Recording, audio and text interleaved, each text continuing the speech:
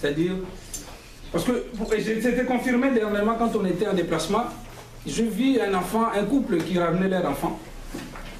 Ils étaient convaincus que leur enfant était sorcier.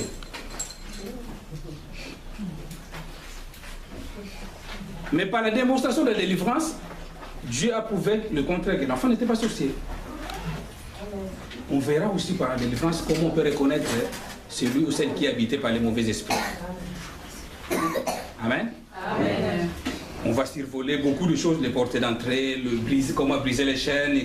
Et vraiment, ça sera un bon moment avec les enfants de Dieu qui va apporter la connaissance. Mais ça sera pour le dimanche prochain. Amen. Amen. Là, aujourd'hui, on va parler sur le verset qui se trouve dans Jérémie chapitre 29, que vous connaissez aussi pour ceux qui lisent la Bible. Jérémie chapitre 29, verset 11.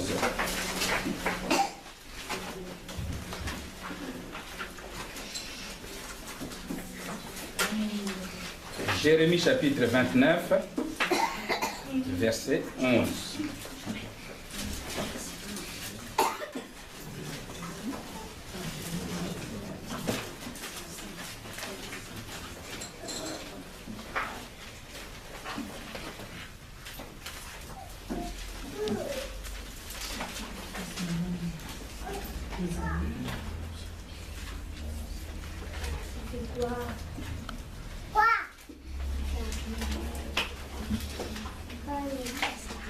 Jérémie chapitre 29, verset 11. Alléluia. Amen.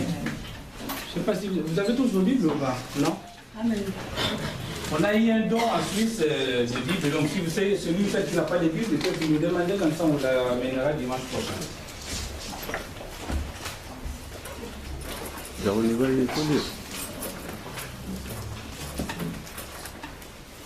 Voici ce que nous dit la Bible.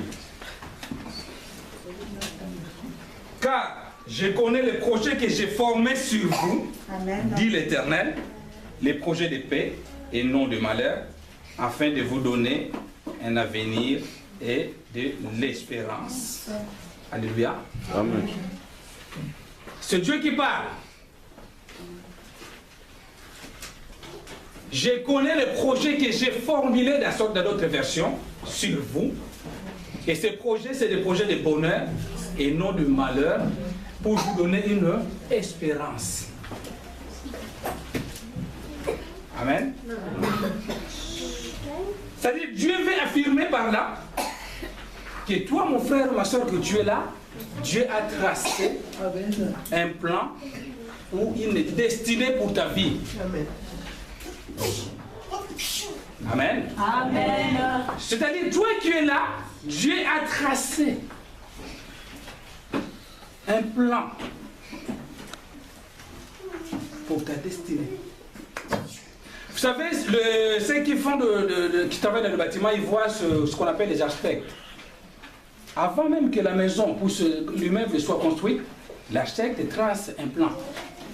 Amen. Amen. Et tous les corps du bâtiment vont suivre la construction par rapport à ces plans-là. Si l'architecte dit voilà que de là, au mur là jusqu'au niveau de l'ouverture, la fenêtre doit mesurer 2,50 m, il n'a qu'à suivre. Donc il suit le plan. Un plan, c'est quelque chose de tracé où tu n'as qu'à suivre.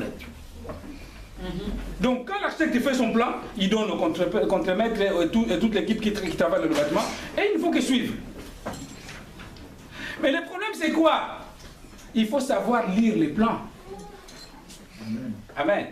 Si tu ne sais pas lire les plans, moi je travaillais à l'époque dans les chantiers, on voyait, on t'acceptait des croquis, des traces. Amen. Amen. Et là, c'est lui qui sait lire le plan, il va l'interpréter. Toi, tu as un plan dans ta vie. Mais comme tu ne sais pas les lire, voilà pourquoi tu t'embrouilles. Et pourtant, tout est tracé. Amen. Amen. Je connais les plans. Mais ce qui est bien intéressant, ce que Dieu dit ici, que ta destinée, que moi, Dieu, j'ai tracée, c'est une destinée de paix et non de malheur. De bonheur et non des échecs. Amen. Alors, moi, je vais vous enseigner par la grâce de Dieu ce matin comment toi, fidèle, tu peux entrer dans cette destinée. Voilà le thème du message. Comment entrer dans la destinée que Dieu a prévue dans ta vie. Combien des enfants de Dieu ont quitté la vie chrétienne pour aller même retourner au monde, aller chercher l'interprétation de leur plan de vie sur le féticheur. Ma vie, ça ne fonctionne pas. Je n'arrive pas à comprendre ce qui m'arrive. Mais vas-y, retourne dans le plan de Dieu. Il n'y a que deux problèmes. Soit tu ne sais pas l'interpréter, ou tu es hors le plan de Dieu. Alors pour l'interpréter, il faut arriver à comprendre. Voilà le but. Comment entrer dans les destinées de Dieu dans ta vie. Parce que lui, il le confirme. Amen. Si j'ai posé la question aujourd'hui, combien d'enfants de Dieu dans le monde qui sont réellement dans le plan de Dieu, qui vivent une vie de paix, de bonheur ou de prospérité, je pense que si on est 100 000 chrétiens, il y en aura peut-être moins de 5%. Amen. Amen. J'ai rencontré une autre personne en évangélisant un jour et il dit, frère, je suis bien dans le monde là où je suis. Parce que quand je vois la misère où vivent les chrétiens, Amen. Amen. Ça ne me donne même pas l'envie d'aller au Seigneur. Et pourtant la Bible nous dit, et cette parole qui est adressée à Jérémie, la Bible nous dit, si vous allez encore plus loin, chapitre 1, toujours dans le livre de Jérémie, il dit, toi Jérémie, je te connaissais même quand tu étais dans le ventre de ta maman. Amen. Amen. C'est-à-dire, le plan que Dieu t'a tracé, ça ne vient pas simplement quand tu viens au monde. Amen. Parce qu'il y a des gens qui s'efforcent. Amen. Si tu es dans le plan de Dieu, c'est à partir du ventre de ta maman, tout est tracé. C'est comme j'ai donné l'exemple du bâtiment. Et ceux qui travaillent dans le bâtiment, ils le savent. Avant même que les bâtiments que nous voyons qui sont montés, avant même qu'ils soient montés, la première chose qu'ils font les architectes, c'est tracer le plan. C'est pareil pour l'architecte qui est le tout-puissant Dieu. Amen. Avant que tu viennes sur cette terre, il a tracé le plan. Donc, je vais te dire deux choses par là. Que le mot hasard n'existe pas dans ta vie. Tout ce que tu vis est dans le plan de Dieu. Amen. Amen. Amen. Tu vas me dire, mais pasteur, mais le plan de Dieu, mais c'est vrai, c'est que moi je vis actuellement, je ne sais pas ta vie, mais moi je vais te dire que tout ce que toi tu vis là où tu es, c'est dans le plan de Dieu. Amen. S'il a dit dans certains versets dans la Bible, il dit rendez seulement gloire à Dieu. Parce que toute chose concourt bien de ce qui aime Dieu. Dans Philippiens 4. C'est parce qu'il sait. Ce que tu vis est dans le plan de Dieu. La deuxième chose, comme je l'ai dit, si tu ne sais pas interpréter le plan de Dieu dans ta vie, tu vas sortir. Et je me rappelle quand je travaillais dans le bâtiment à l'époque, si un coffrage a été monté ou bien un décalage entre les dimensions qui est sur le plan et parfois là on doit passer des câbles ou percer une fenêtre, mais ceux qui viennent après le corps du bâtiment qui viennent après vont souffrir parce qu'il faut qu'ils creusent ou bien il faut qu'ils percent. Il est arrivé parfois dans les chantiers, ils ont déjà coulé le béton, ça passait des câbles d'électricité ou tout ça, mais c'est du travail difficile. Il y a certaines personnes aussi, ils ont déjà bétonné leur vie dans leur tête sans laisser la place où Saint-Esprit allait accomplir son travail. C'est-à-dire qu'ils ont leur... Ne sortez pas du plan de Dieu. Mais plutôt, cherche à interpréter quel est le plan de Dieu dans ta vie. Si tu sors le plan de Dieu, comme je l'ai dit tout à l'heure, pour creuser un mur en béton comme ça où on passait du câble, c'est difficile. Voilà beaucoup de chrétiens qui sont sortis du plan de Dieu. Aujourd'hui, ils essayent de tâtonner et creuser pour essayer de repasser selon le plan de Dieu. Et vous savez, la Bible nous dit qu'un jour équivalent de 1000 ans et 1000 ans équivalent de un jour. Quand tu fais un écart de 2 cm selon le plan de Dieu, ça peut te coûter 20 ans pour rattraper cela. Reste dans le plan de Dieu. Cherche ce matin ce que je vais amener, comment toi tu vas interpréter le plan de Dieu dans ta vie. Parce que lui il a confirmé. Nous le disons, nous le connaissons dans les livres de Nombres, chapitre 19, 23 ou 23, 19, je ne connais pas les mémoires. Mais la Bible nous dit Dieu n'est pas un homme pour mentir.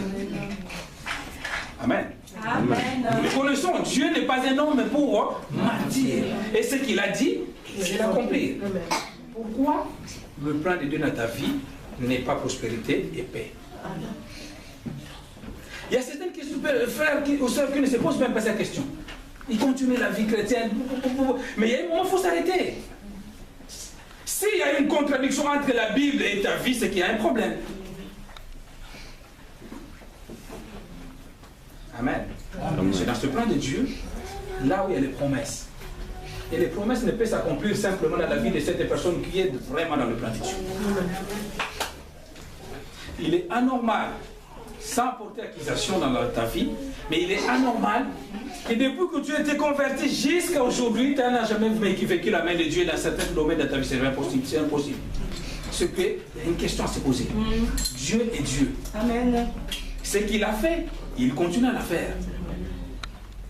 C'est-à-dire qu'il y a quelqu'un qui m'a demandé, pasteur, je crois ce qu'on lit dans la Bible, ces choses, c'est des histoires. Hein.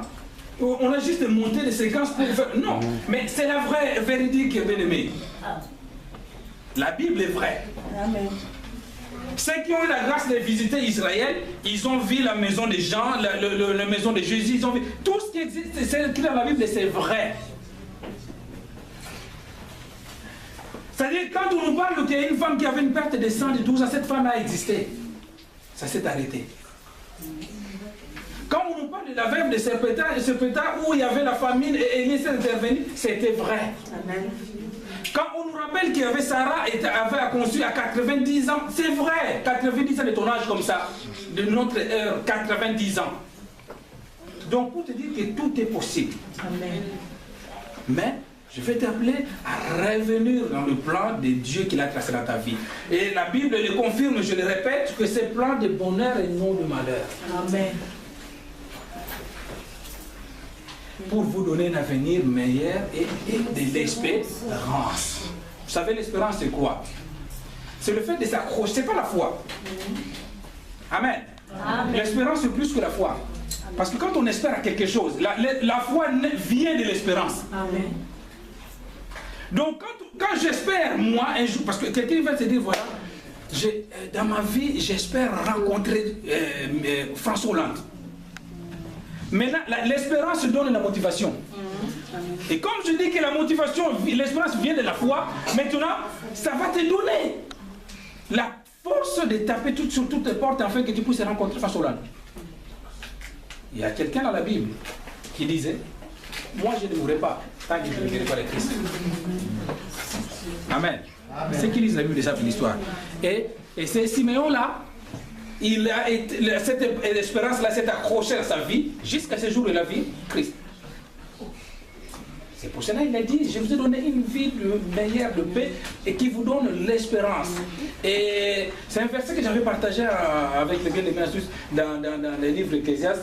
Il dit que l'espérance ne meurt jamais. Amen. Amen. Amen. Donc, par ce message, je vais te réveiller deux choses. Rentre dans le plan de Dieu. La deuxième chose, garde l'espérance. Amen. Peu importe ce qui peut arriver aujourd'hui dans ta vie. C'est peut-être une contradiction totale avec le plan de Dieu. Cherche, retourne et espère toujours. Vous savez, il est capable de faire de nous de grandes choses en une seconde. Amen. Alléluia. Amen. Moi, j'en ai vu une femme qui était stérile pendant 10 ans dans un ministère que j'ai conduisais un jour.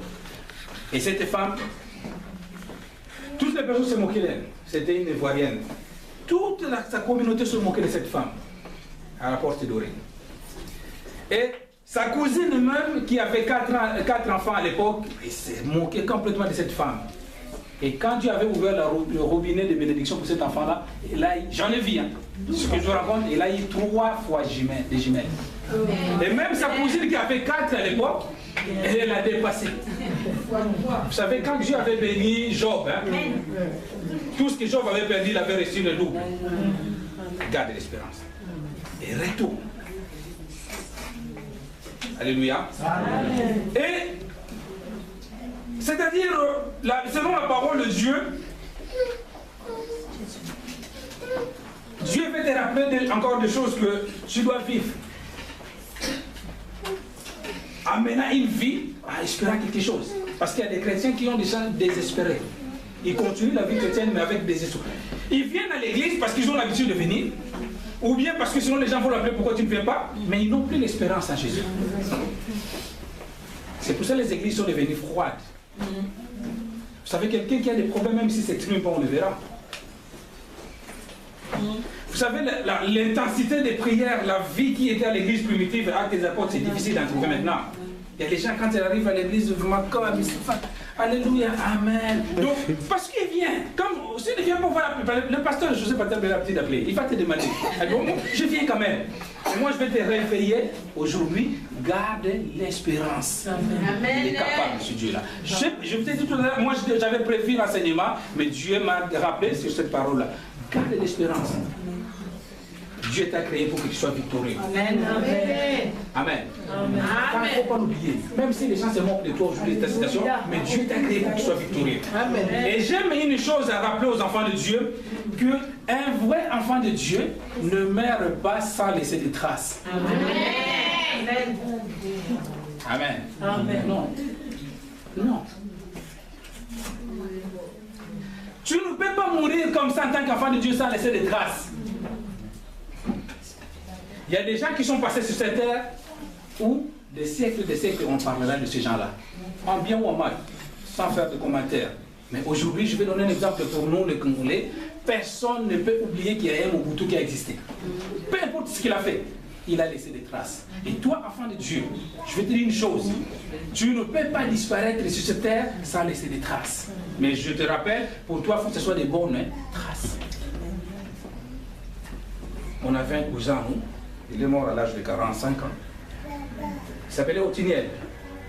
Il est mort sans enfant, sans se marier, sans...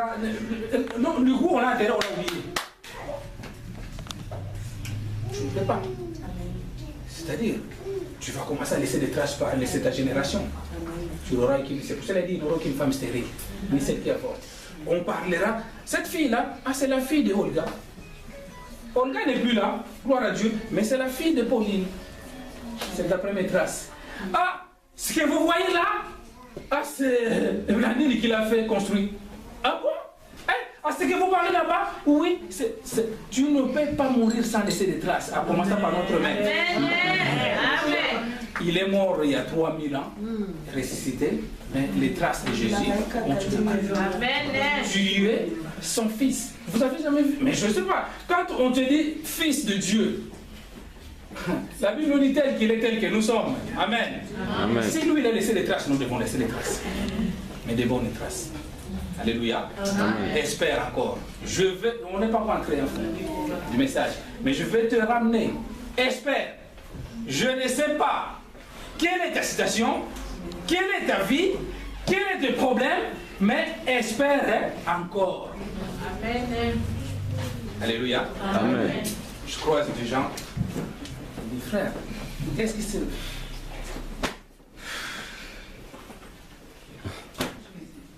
Je vais le dire à l'Ingala parce que c'est là qu'on va interpréter après.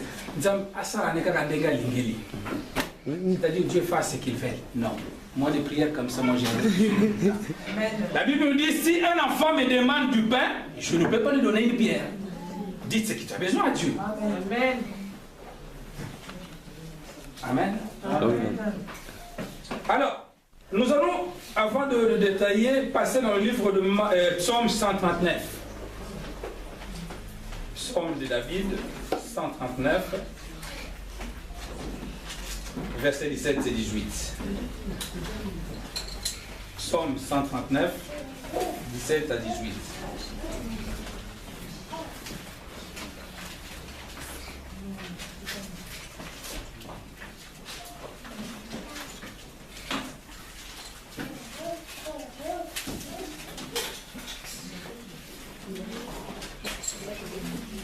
Psaume 139, 17 à 18.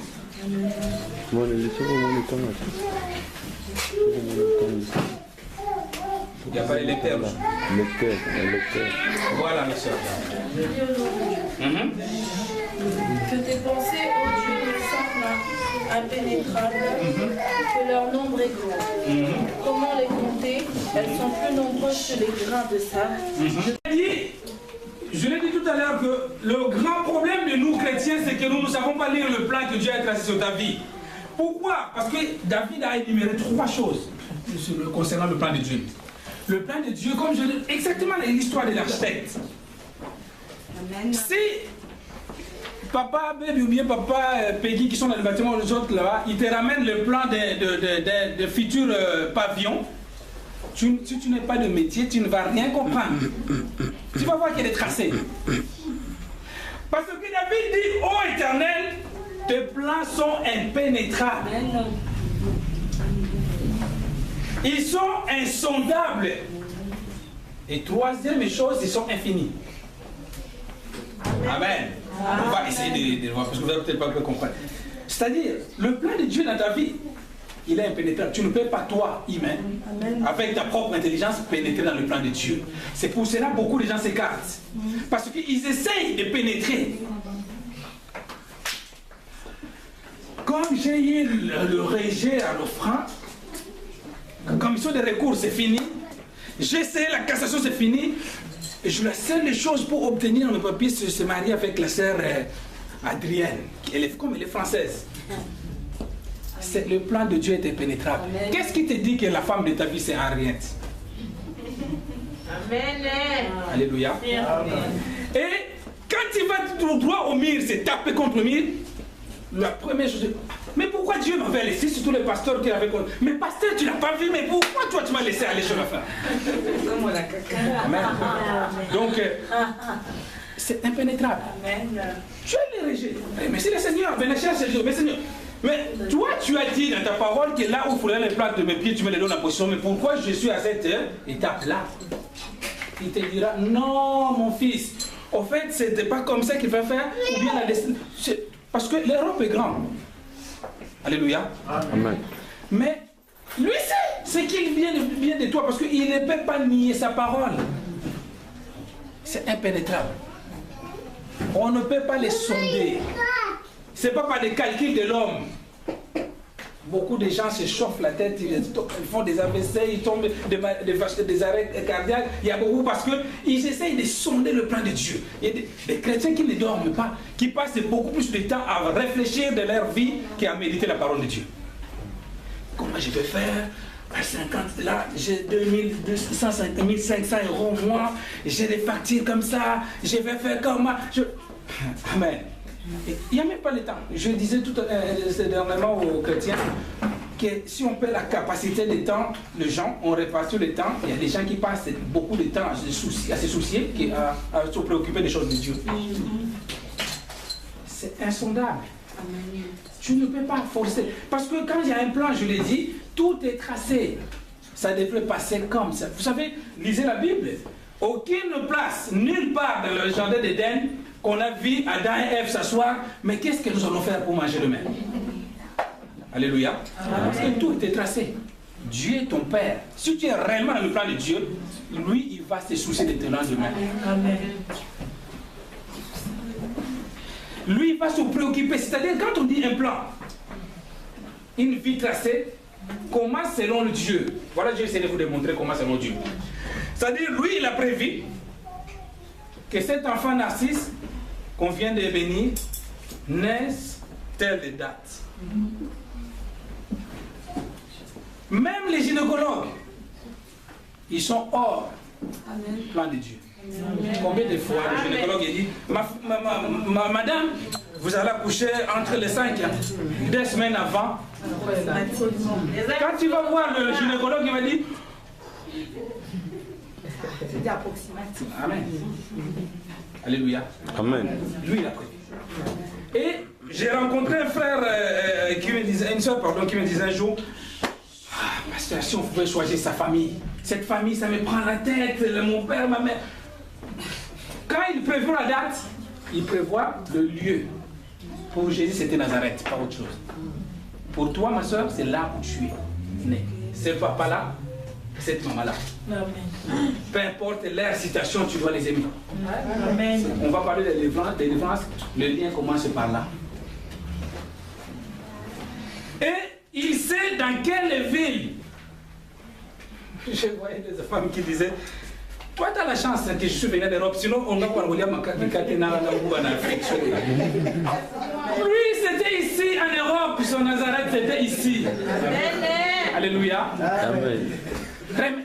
Nous disons souvent à nos enfants, remerciez le Seigneur que je suis venu en Europe. En Afrique, ils prennent des gâteaux et des chocolats. Amen. Amen. Alléluia. Amen. Dans le plan de Dieu. Sans forcer. Quand tu vois, je vais vous donner une astuce. Quand tu commences à forcer quelque chose, c'est que c'est dans le plan de Dieu. Amen.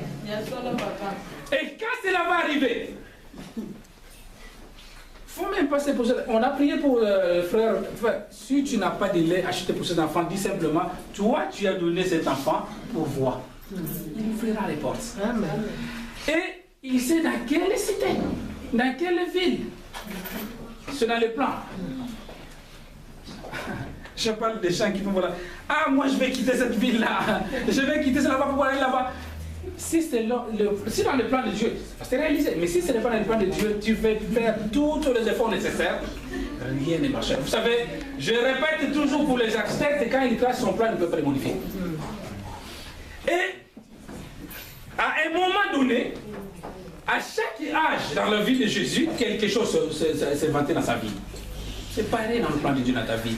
Tu arriveras à un moment, les portes de bac s'ouvrent, les portes de travail s'ouvrent, le travail qui t'a destiné s'ouvre. Comme il arrive à un moment, maintenant, Adrien quitte l'ouest, Élie quitte Bézon, c'est pas la femme d'Élie, c'est pas une prophétie. Hein. Allez, vous vous mettez ensemble. Et le mariage est célébré, les enfants arrivent, ainsi de suite jusqu'à le jour où tu retourneras dans la vie de ton père. Alors vous allez me dire aussi, c'est tout à fait normal que dans le plan de Dieu, les gens aillent à l'affaire. Non. Il vous a dit, vous avez le choix, mais je vous conseille de faire le bon choix. Amen.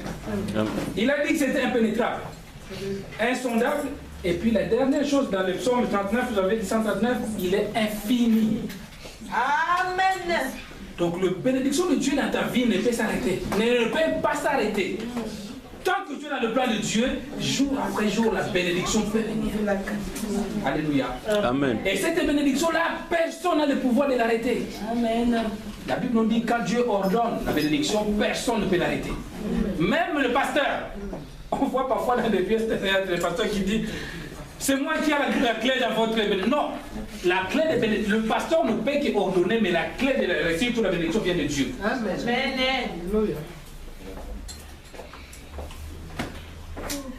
Quand Jérémie s'est posé ce genre de questions, Dieu lui a rappelé, David, pardon, Dieu lui a rassuré. Calme-toi, il est insondable, impénétrable et infini. Donc, en gros, en résumé, il voulait dire, toi, chrétien, tu es là, tu es une personne spéciale. Amen. Selon le plan de Dieu. Amen. Amen. Amen. Tu es une personne spéciale. Il ne faut pas se sous-estimer. Tu es une personne spéciale. Les gens qui te voient aujourd'hui, si tu gardes l'espérance et que tu retournes dans le plan de Dieu, ils te verront en toi. Vous savez, je ne sais pas si vous avez remarqué cela. Parfois, tu n'as rien. Mais les gens qui te voient, ils disent, ah, toi, tu ne manques jamais d'argent, tu es bien. Ils te voient bien. Mais c'est normal parce qu'ils voient en toi une personne spéciale. Amen. Alléluia. Amen. Amen. Il veut dire par là, première chose, il a dit à Jérémie, le plan que j'ai formé contre toi, c'est le projet de bonheur. C'est-à-dire, malgré ton jeune âge, Jérémie, malgré ta situation sociale aujourd'hui, mon frère, malgré ton état aujourd'hui, économique aujourd'hui, mais pour moi, tu es spécial. Et en tant qu'homme ou femme spéciale, j'ai un bon projet pour toi.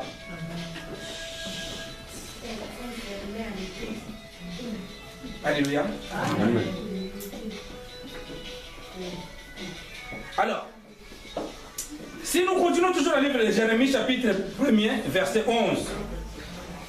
Jérémie chapitre 1, verset 11.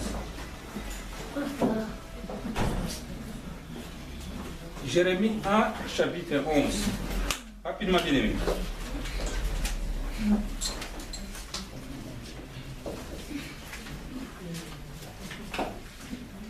On va faire un autre jour un exercice de fermer la Bible et ouvrir vite pour voir ce qui va les retrouver vite là. Pas mal à ouvrir. Voilà. On va chercher. Jérémie chapitre 1er, verset 11. J'avais fait ça un jour. Je me dis, on ferme la Bible, on va chercher Jérémie, on va compter celui qui va trouver vite. Ah, la sœur Prisca alors, c'est bon. Allez-y. Jérémie chapitre 1, verset 11. Je vais lancer. La parole de l'Éternel me fut adressée en ces mots. Que vois-tu, Jérémie? Je répondis, je vois une branche d'amandier. Et l'Éternel me dit, tu as bien vu, car je vais sur ma parole pour l'exécuter. Alléluia. Amen. Je vais dire deux choses les plus importantes dans la vie de Jérémie. La première chose, il ne faut pas te sous-estimer. Malgré les problèmes que tu as, Amen. Dieu te rappelle que tu as un plan et de bonheur pour ta vie. La deuxième chose, si tu veux devenir spécial et rentrer dans la vision de Dieu, connaître ta destinée, il faut être un visionnaire. Amen. Amen. Amen. Il y a des chrétiens qui vont comme ça. Et c'est pour cela qu'on voit souvent ça même, des chrétiens qui ne sont pas des visionnaires. La sœur Ange, j'ai eu un souci avec le frère Léon de l'église, alors moi je quitte l'église. Frère, on y va.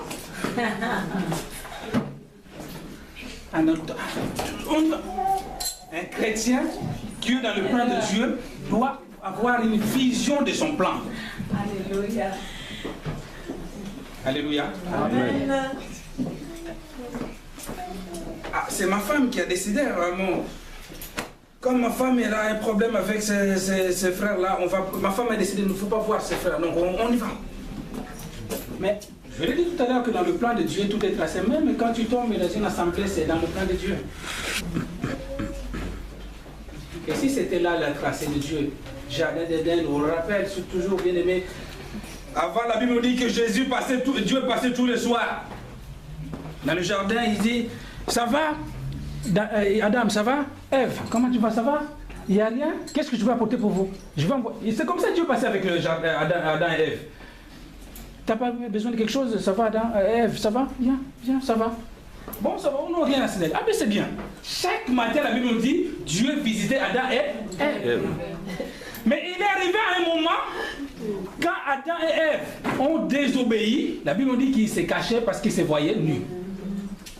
Comme à son habitude, la Bible nous dit que Dieu ne change pas. Amen. Il passe. Il regarde Adam, il le trouve plein. Il va chercher, peut-être Ève est là dans la cuisine, il fait la cuisine. Non, il le trouve plein. Mais qu'est-ce qui se passe?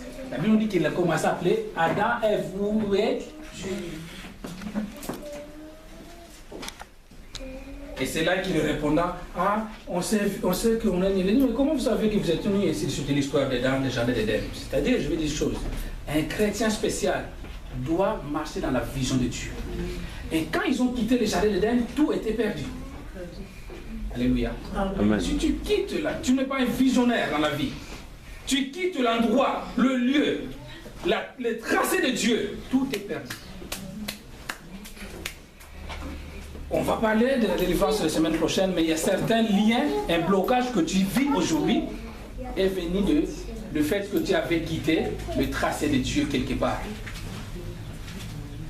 Les femmes, souvent, je ne sais pas pour vous faire du mal, mais les femmes, statut de femmes, celles qui règnent aujourd'hui. Il y a certaines personnes qui sont prêtes à quitter le trace du Seigneur de leur mari pour vivre. Les femmes, c'est 1500 par mois. Alléluia. Amen. Surtout quand tu vois que tout commence à vivre. Ah, si tu ne veux pas la porter, là, qu'est-ce que je vais voir mon assistance sociale. Alléluia. Amen. Et cet argent-là, je vais vous dire une révélation, c'est un argent maudit. C'est pas pour vous décourager. Si tu es réellement femme, c'est bien. Mais c'est l'argent qui est maudit. Je n'ai jamais trouvé. Tu vois, cet argent-là va comme du vent. Mais parfois tu n'as 1800, mais je ne sais pas, ça y a Dieu a dit, il n'est pas bon que l'homme ou la femme soit seul. Et parfois, tu es chrétien. Ah, c'est le statut de ce pays. Il n'a pas précisé dans la Bible, il a dit, là où il faut le prendre, je vais le donner en possession. il y a ceux qui sont... Il y a une soeur qui m'a dit un jour en Angleterre, je ne sais pas chez vous, elle dit, blocage sur le mariage. C'est-à-dire, c'est l'encombrement de vivre en couple pour éviter des avantages. Mais quand tu quittes le plan de Dieu, c'est normal que les enfants soient parfois déroutés. C'est normal que la vie ne marche pas bien. Marche dans la vision de Dieu. Avant de faire quelque chose, si tu veux rester dans le plan de Dieu, pose d'abord la question à Dieu. Est-ce que c'est vrai, c'est possible que tu me permettes de faire telle chose? Parce que quand tu quittes dans le plan de Dieu, ça paye dire. Alléluia. Amen. Alors, Jérémie, qu'est-ce qu'il a vu dans sa vision quand la sœur Prisca vient de lire tout à l'heure? Il a vu une tige d'amandier qui commençait à pousser. Vous savez, l'amandier, c'est quoi? L'amandier, c'est un arbre. C'est le premier arbre qui pousse après l'hiver. C'est-à-dire, après l'hiver, qui avait beaucoup de couches de neige, qui était ride, la saison d'hiver, nous détestons ces saisons-là. Si on pouvait les changer, on allait changer. Hein? Ouais. Mais la première arbre qui pousse, c'est l'amandier. Donc, Jérémie veut dire par cette vision-là, que malgré les temps qui est rides et difficiles dans ta vie, si tu restes dans le plan de Dieu, tu verras la première chose qui va pousser dans ta vie, c'est l'amandier. L'amandier, c'est l'arbre de prospérité, de bénédiction, qui donne l'alignement, le bon alignement de ta vie. Alors, reste accroché, ma soeur et mon frère, l'amandier va pousser dans ta vie bientôt. Amen. Amen. L'amandier va pousser. Ce n'est pas n'importe quel arbre qui va pousser, mais l'amandier.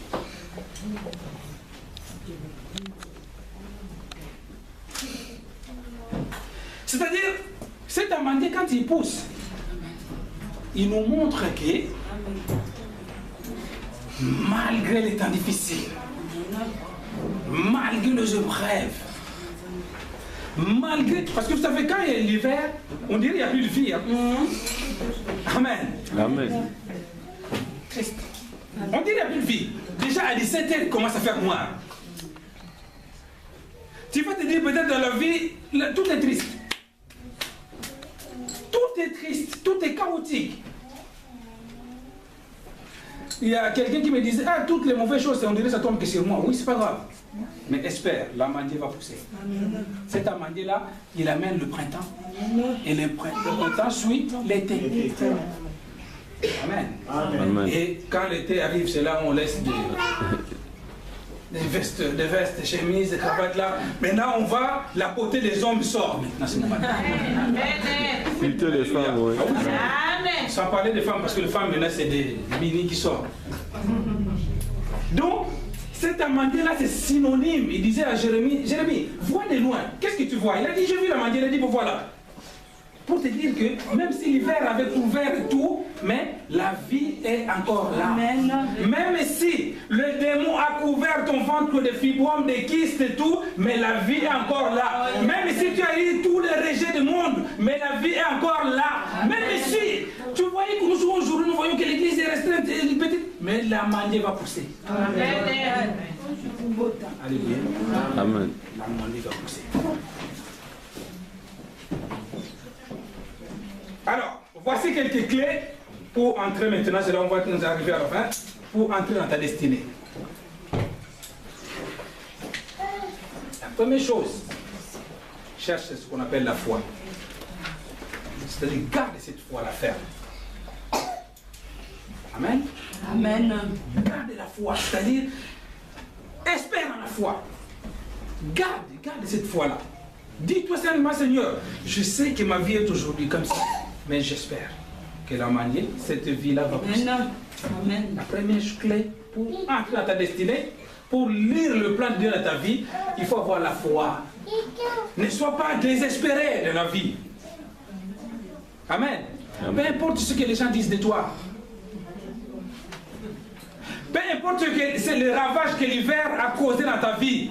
Peu importe que le souci ou le problème a causé dans ta vie, mais garde la foi.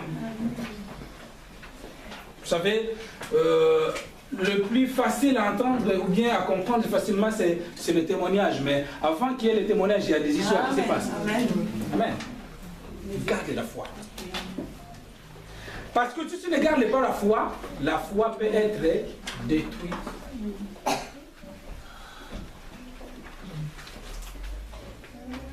Alors, si tu ne gardes pas la foi, tout va... Alors, il y a ce qu'on appelle les obstacles de la foi. C'est des choses qu'il faut éviter pour que la foi ne puisse pas s'effondrer. J'ai noté 4 choses. Toujours dans les grands points, la foi, mais il y a ce qu'on appelle les obstacles de la foi. Premier obstacle de la foi, il faut éviter ce qu'on appelle la désobéissance, c'est-à-dire obéir. Premier obstacle, il faut obéir. C'est-à-dire obéir à tout ce que le Saint-Esprit te dit de faire, sans chercher à comprendre. Ne te pose pas. On a dit tout à l'heure que le voie de Dieu c'est insondable. Mais beaucoup perdent la foi parce qu'ils n'obéissent pas. Dieu te dit, prends ce bagage, va dans mais toi tu vas chercher, mais pourquoi le Seigneur m'a fait cela? Pourquoi? Qu'est-ce que... Il y a certaines choses que Dieu fait dans notre vie, il nous donne des explications après. C'est seulement quand tu vas arriver à la saison, ah, c'est pour cela.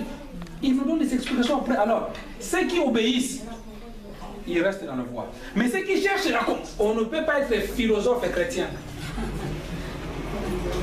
Parce que le voie de Dieu c'est insondable. Donc éviter la première chose. Il faut d'abord obéir. Quand tu cherches à te poser, tu risques. La deuxième chose qui peut être un obstacle de la foi, c'est le fait de ne pas avancer. Avance. C'est-à-dire, après obéir, avance. Il y a des gens qui sont, en attendant la bénédiction de Dieu, toute la vie est arrêtée à ce point-là. Il ne va plus travailler. Il ne va plus chercher une formation.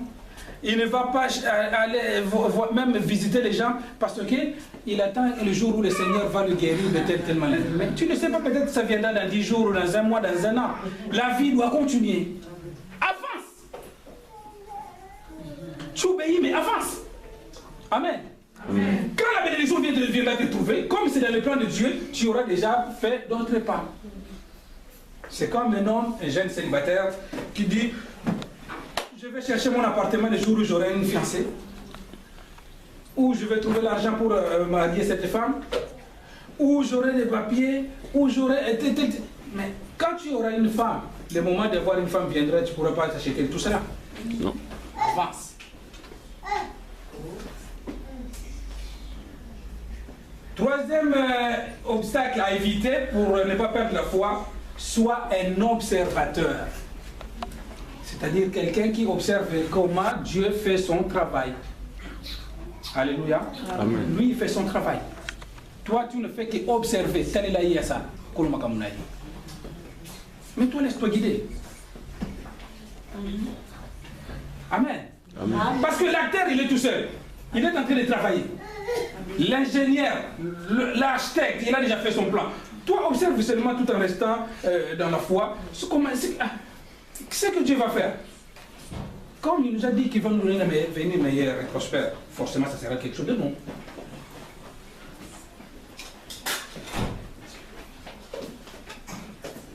Et dernière chose pour ne pas perdre la foi, laisse Dieu agir. Il ne faut pas aider Dieu. Amen. Il ne faut pas aider Dieu. Tous ceux qui ont essayé d'aider Dieu, ils se retrouvaient dans les difficultés. Vous savez l'histoire de Uza et Séquise, la Bible dit, les gens traversent la ville avec des chants, des cantiques, avec l'arche d'alliance. Un homme gentil, de bonnes intentions, Uza, il a dit, ah, l'arche vient tomber, il a dit, je vais attraper l'arche pour que ça ne tombe pas. La Bible dit qu'il y avait des conséquences néfastes. On ne peut pas aider Dieu. Ah, comme je trouve pas l'appartement, bon, en attendant, comme ça, quand Dieu va me donner l'appartement, alléluia. Amen. Ah bon, je suis un chrétien, mais le papier, ça arrive pas. Bon, là, il y a un business où on vend des cartes à 10 000. En attendant le vrai carte, j'achète. On ne peut pas aider Dieu. Amen. Quand Dieu t'a précisé dans ce pays-là, même si tu es sans, toi, parce que je dis tout à l'heure, tu es un homme spécial. Quel est ce policier-là, cette circoncis qui va se permettre de demander le papier? Moi, je veux qui c'est là. 7 ans, je crois. Et ceux qui vivaient à l'époque en France, ils savaient à l'époque de Charles de Pasqua. Lui, c'était pas la blague. Il passait à la télé, il donnait le chiffre des gens qu'il fallait rapatrier. On le voyait à la télé. Il y a des gens qui ne sortaient pas pendant ce temps-là. Mais moi, il fallait que j'aille prêcher. J'arrive à la nation, je sors comme ça à la nation. Je dis, ah là, aujourd'hui, c'est fini. Après, à moi, je dis, mais je suis quand même ministre de Dieu, le fils de Dieu, mais ces circoncis-là, les policiers. Après, il me dit, voilà, présentez-vous, je sors, mais. Accusé de réception. J'ai envoyé une recommandation en attendant la réponse. Il a dit, mais c'est quoi ça? Je dis, monsieur, nous on veut une carte de séjour. Je dis, ma carte de séjour est là. On m'attendait à aller prêcher à nation, une église à nation. Je me Seigneur, maintenant, là je vais voir si tu es Dieu, tu m'as dit de rester dans ce pays ou pas. 10 minutes, 15 minutes, je vis celui qui est à côté. Crame, je dis, mais on a là, c'est bon. Donc on va attendre maman à l'aéroport, on se voit là-bas. 15 minutes après, elle dit, allez-y monsieur. Je remonte. Parce que Dieu m'avait montré même quand j'étais dans les nuages, quand il y avait la neige encore dans ma vie, que je devais être français. Il ne peut pas changer. On ne peut pas aider Dieu. Amen. On ne peut pas aider Dieu. Il y a beaucoup de choses que nous faisons parce que quand tu essaies d'aider Dieu, c'est là où tu t'écartes de la voie de Dieu.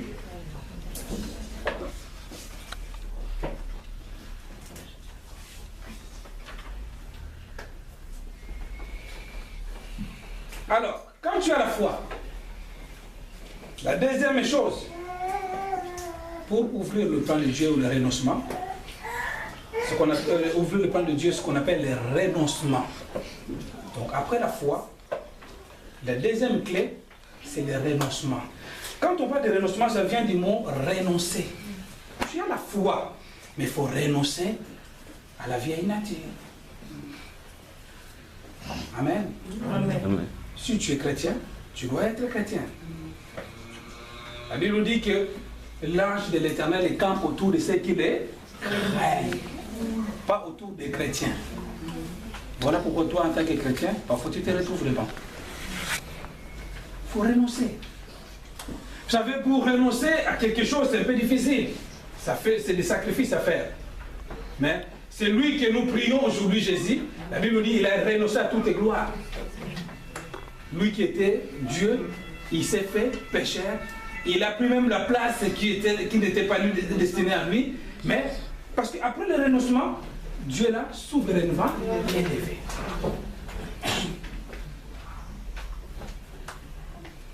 Amen.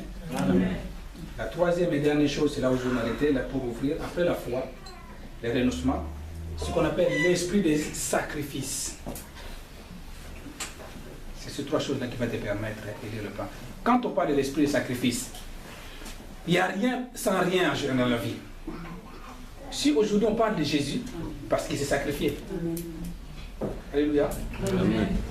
Si on parle de Jésus aujourd'hui parce qu'il s'est sacrifié, les chrétiens d'aujourd'hui refusent ce qu'on appelle les sacrifices.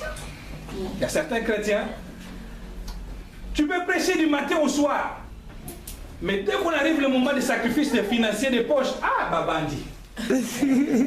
Il a bien prêché, mais maintenant le corps babandi. Alléluia. Amen. Le diable sait que dans les sacrifices naissent la bénédiction. Vous vous imaginez quelqu'un accepter d'être chicoté. Je dis la Bible est vraie. On lui a chicoté Jésus là. On l'a fait porter les chapeaux de pine, on l'a craché. C'était vrai.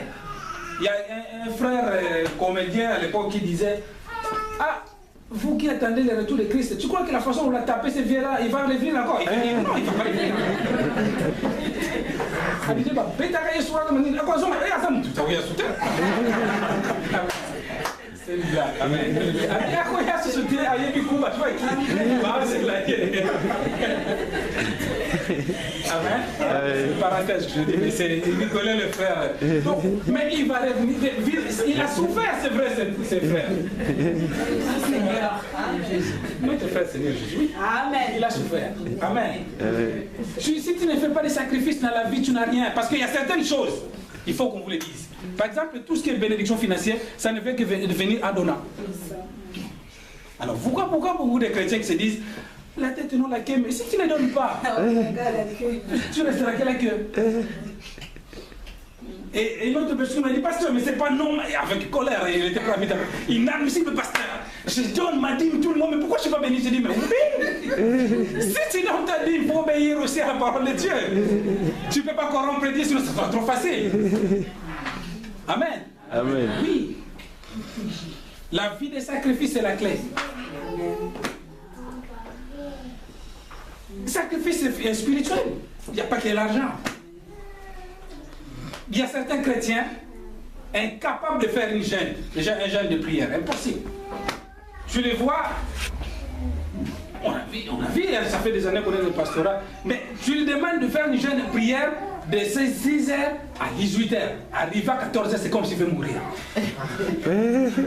Mais c'est le risque du diable, parce qu'il y a des jours où nous restons parfois. Maman, on le voit quand tu fais des ménages et tout ça fait. Parfois jusqu'à midi, il n'a pas comment manger. Oui. Mais si c'est pour le jeûne, à 10h45, c'est le risque du diable. Amen. Il faut parfois détruire le corps pour que l'esprit qui est en toi puisse. Et la Bible dit qu'il y a certains démons qui ne sortent que par d'eux, gênent. Et si tu es concerné par ces gens de démons, toi tu ne gênes pas. Il y a des gens qui disent, pasteur, comme ça le rôle de la CIFM, c'est des gênes de prière tous les jours, mais il faut qu'il y ait des gênes. Alléluia. Amen. Sacrifice, tous les domaines, c'est important. Parce que quand tu te sacrifies, comme je l'ai dit, c'est le corps qui te détruit et tu rentres maintenant en communion avec l'esprit. Il y a beaucoup de visions de révélations et paru dans les gens qui étaient dans un jeûne de prière. Le sacrifice de service du Seigneur. Moi, pasteur, je viens, je prie, je prends ma Bible, je rentre. Et ce qui se passe dans l'église, je ne suis pas concerné. La vie d'église, c'est une vie de communauté fraternelle, communauté de frères et de sœurs. L'église, il fonctionne. Si moi, pasteur, aujourd'hui, je faisais comme ça, je viens, je prêche, je viens, je prie, je rentre, qui avait prêché? Un chrétien qui grandisse dans la foi, qui doit faire des sacrifices, c'est-à-dire rentre dans l'église, cherche. Il y a beaucoup de choses à faire dans l'église. Toi, tu es frère ou sœur, tu ne chantes pas la chorale, tu ne fais pas la louange, ni à l'intercession, ni tes offrandes. Il y a des gens, parfois, chez les jours, ils donnent des offrandes, mais c'est rien du tout dans l'église de vie chrétienne. Mais quel est le sacrifice? Tu veux que celui qui a fait le sacrifice sur la croix vienne pour toi? Non. Amen. Amen. On va résumer cela. Dieu a dit, il veut un avenir meilleur et prospère. Garde la foi. Amen. Fais l'effort de demander le brisement. Là, parfois, beaucoup de blocages, c'est par la langue. Et les sœurs, et les frères, quand tu commences à parler, je vais visiter la famille qui avait des petits soucis familiaux qui peut arriver à tout le monde. La femme, elle est antillaise, le frère, il est congolais. J'arrive. Ça va frère, ça va frère. Ça va sœur, ça va oui. Quand la sœur a commencé, oh, pasteur, c'est ta finale, voilà, il est comme ça, là, c'est le pasteur là, ton fidèle là, je le mets à la porte, ses affaires sont là-bas. On est resté avec le frère, il a dit, pasteur, caca bouille, je m'en après, je dis, ma soeur, est-ce qu'on peut. Pasteur, oui, j'en ai marre. Oh, c'est bon. Je dis, après on a commencé à prier. Je dis, est-ce qu'on peut prier d'abord? On a prié.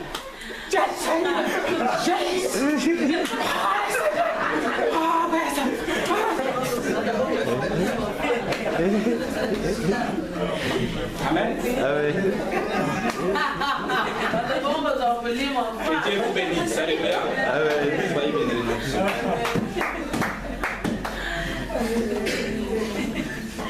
On va s'arrêter là.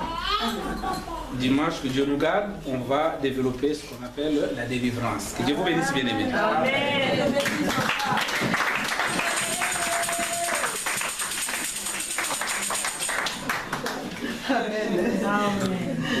Il est bon, notre Dieu. Le message est clair, je pense qu'il n'y a pas de commentaires à faire. Tout le monde a compris. Le plan de Dieu qui est là pour nous, ce n'est pas un plan de malheur et de bonheur. Nous devons retourner au plan de Dieu. Nous allons nous lever pour bénir notre Dieu, pour recevoir.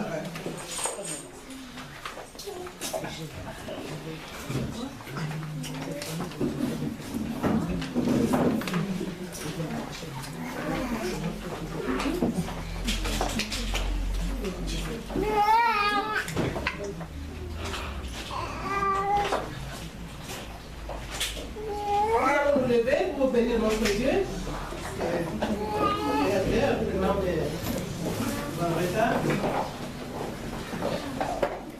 Il faut bénir, il faut faire des sacrifices. Et vous, non? Il faut faire des sacrifices. On bénit notre Dieu.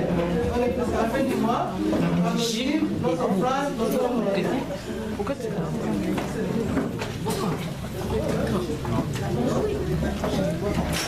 nous allons nous lever.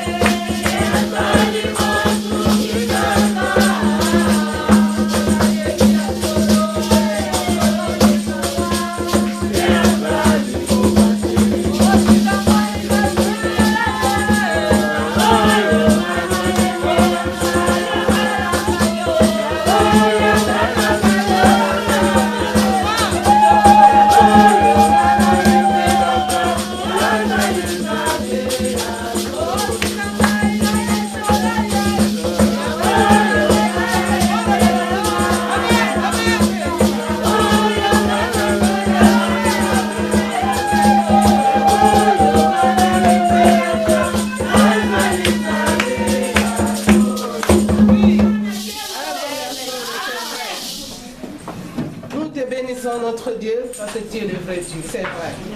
Nous te disons merci pour ton amour, merci pour ta parole, merci pour le projet et les plans que tu as fait pour chacun de nous.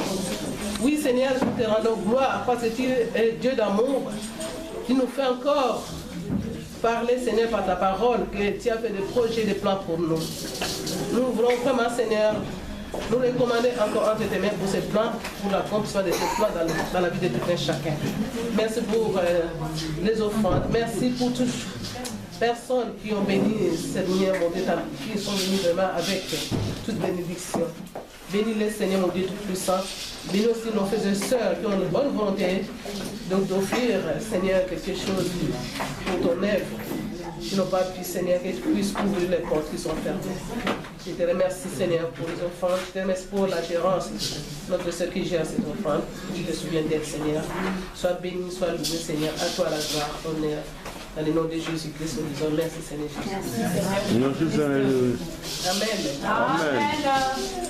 Je vais demander à la sœur Blandine de nous annonce.